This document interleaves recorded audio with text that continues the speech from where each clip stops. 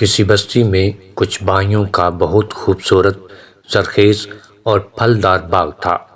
ان کے والد بہت نیک، سخی اور اللہ سے ڈرنے والے انسان تھے، جو ہر سال فصل کے وقت مسکینوں اور غریبوں کو حصہ دیا کرتے تھے۔ لیکن جب ان کے والد کا انتقال ہو گیا تو بیٹوں نے دل میں ارادہ کیا کہ اس بار ہم کسی غریب کو نہیں دیں گے، سب کچھ خود رکھیں گے۔ وہ فجر کے وقت چھپ کر باغ کی طرف نکلے تاکہ کوئی سائل نہ آ جائے۔ قرآن کریم کے اندر اللہ رب العزت نے سورہ قلم کے اندر ارشاد فرمایا، تو آپ کے رب کی طرف سے ایک آفت راتوں رات ان پر آ گئی جب وہ سو رہے تھے۔ جب وہ باغ پہنچے تو حیران رہ گئے۔ انہوں نے کہا، ہم تو راستہ بھول گئے ہیں۔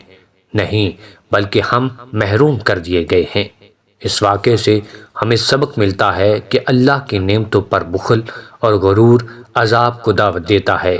صدقہ اور خیرات نعمتوں کو قائم رکھتے ہیں اور اللہ راتوں رات سب کچھ لے سکتا ہے، اس لیے شکر، عدل اور سخاوت ضروری ہے۔